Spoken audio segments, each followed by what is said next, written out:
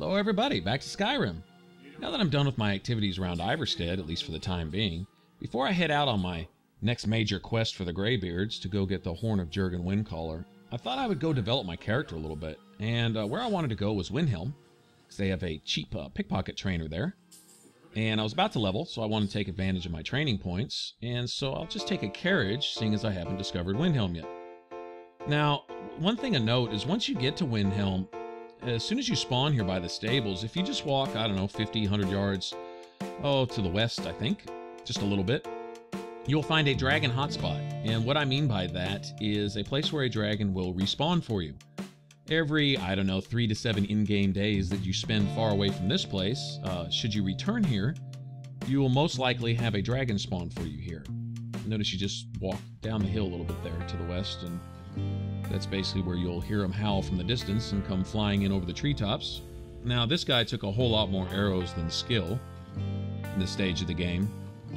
He seemed to be far more concerned with the horses than he was with anyone else.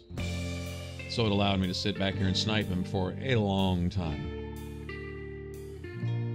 Anyway, I won't bore you with all of that.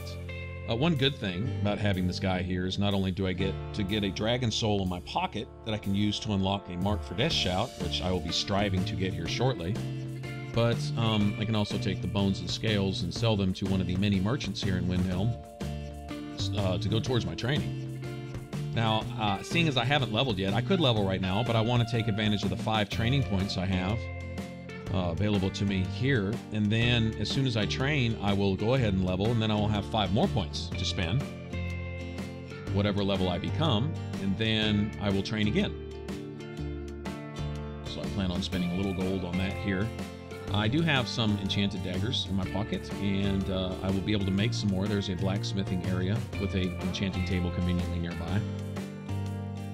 Alright, now, when you're crossing the bridge, take note of this first archway and duck in underneath it, okay? Right here, there's a little doorway, and you can follow the ramps down.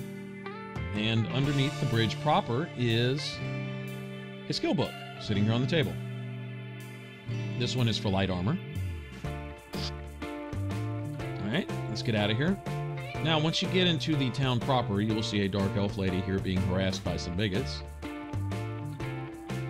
And she'll want to talk to you about it, ask you if you're a hater or not. Okay, and then conveniently for us, Silda the Unseen is standing right here warming herself by the fire, which she often is at night. In the daytime, she's next to a fire that's much closer to the castle doors. Now, the layout of Windhelm is really easy. You have right, left, and then straight up the middle.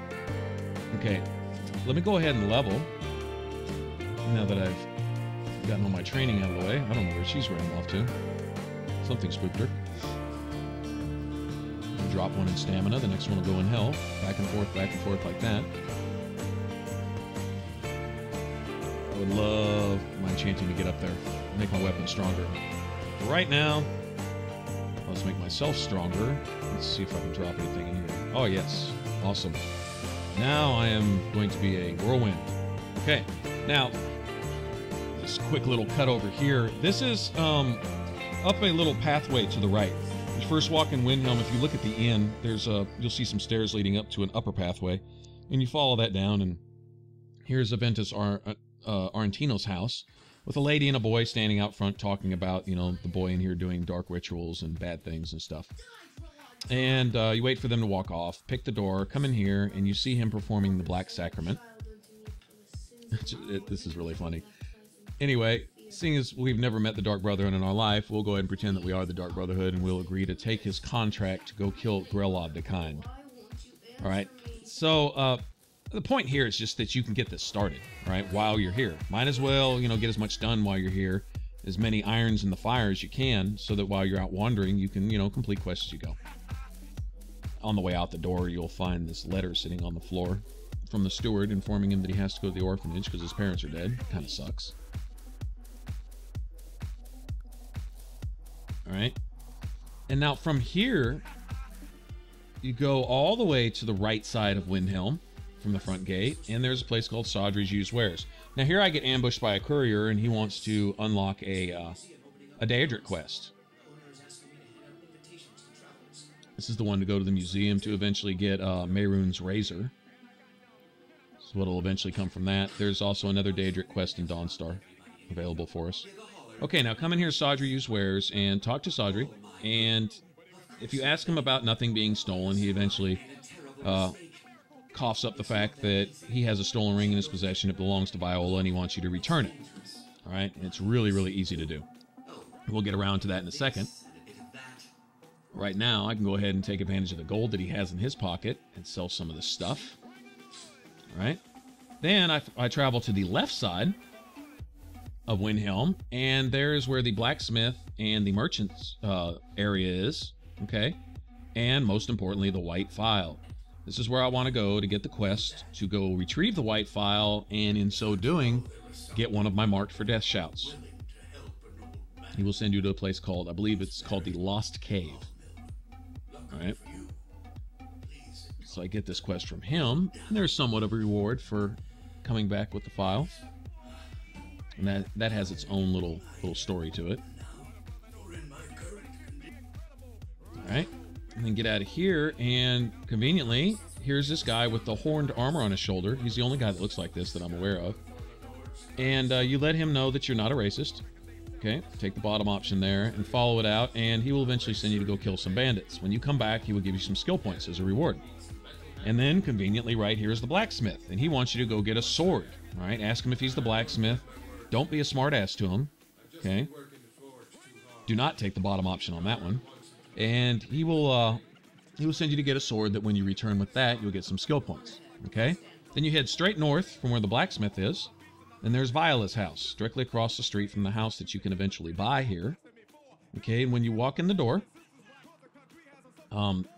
there's no trick to this, just take a quick right. There's a dresser here.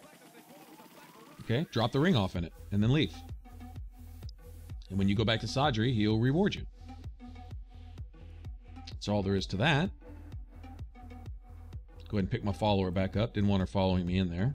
Okay, in case Viola happened to be home, I'd want to leave and wait her out. Okay, let me go ahead and upgrade my iron swords that I'm going to be using here. Decided I'm going to go with iron weapons, iron armor. See how that goes for a while. And then, conveniently, here's the enchanting bench. So let me go ahead and not only enchant my weapons, but, use my good soul gems on that. But then I'm going to take whatever trash soul gems I have and enchant some of the iron daggers that I have in my possession.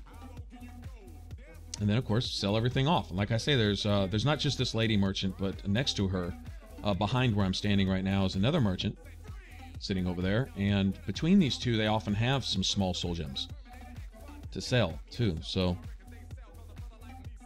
you notice a little 10 gold dagger turns into an almost 700 gold dagger with just a common soul gem. A petty soul gem turns them into I don't know, 250, 300 gold dagger. Anyway, go back to Sodri, let him know that we returned the ring. All right. So what we've done is we've started the Dark Brotherhood quest. We've started a mission for the blacksmith. One for that other guy with the horn armor. Alright. Go get the white file, go get a mark for death shout, and then I can come train again. And notice here I'm leveling again. Essentially I could level right here, and if I had the gold for it, I could train one more time as soon as I level here. So this is all really convenient. Anyway, let me go ahead and level real quick, and then I'll go ahead and get out of here. And I think we're gonna go get that mark for death shout. I want to have some an arsenal in my pocket to actually use against some of the stronger enemies I'll be facing. And with this, I'll go ahead and get out of here. I hope you all enjoyed it. Hope it showed you something you didn't know. And I'll catch you all in the next one. Y'all take it easy. Hey everybody, thanks for watching. I hope you enjoyed it. To watch some more smackdown of our enemies, click on the top box. Go to my channel playlist and browse other game vids. Click on the bottom one. And if you like my videos, mash on the subscribe button up top. Leave a comment. Alright, thanks again. I'll catch you on the next one.